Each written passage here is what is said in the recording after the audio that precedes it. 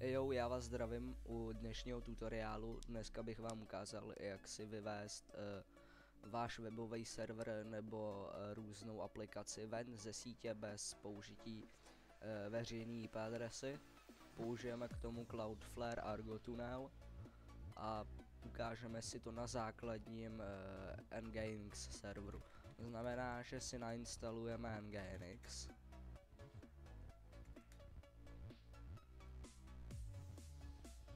Teď se podíváme na status Nginxu a vidíme, že běží. Dobře.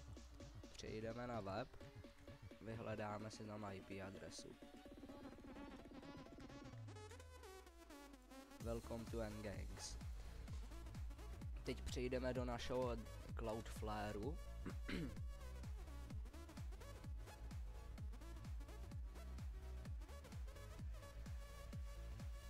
Kde si zvolíme naší doménu, kterou již máme převedenou. Půjdeme na access a launchneme Zero Trust. Vybereme si náš účet. Půjdeme do Networks, Tunnels a vytvoříme si tunel. Použijeme Cloudflare. Pojmenujeme si to Nginx třeba. To je na nás. A rozjedeme to třeba v Dockeru. Tohle si skopírujeme a přesuneme sem.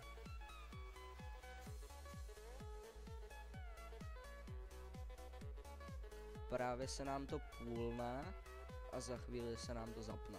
Tak, vidíme, že se to přihlásilo. A i konektor se nám tady zobrazil. Dobře, pokračujeme. Zde si můžeme dát subdomén, takže dáme si tu subdomén na video, vybereme si tu naší doménu a dáme si to třeba na http.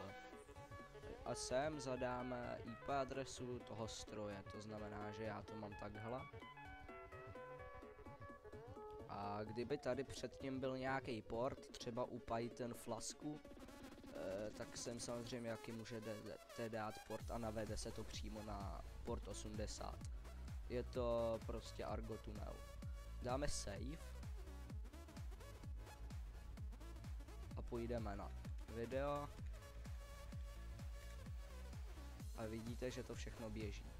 Není ani vidět, že to je od vás, všechno to běží v Cloudflareu, jak lze vidíte.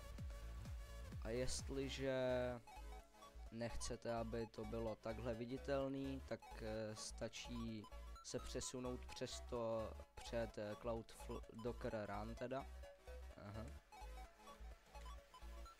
A běží to. A za mě to je úžasné řešení, běží mi tu můj Proxmox třeba. Jo. Tady přesně tohle sto.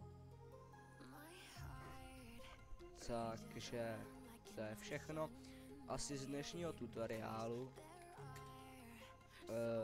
jak si vyvést všechno ze sítě.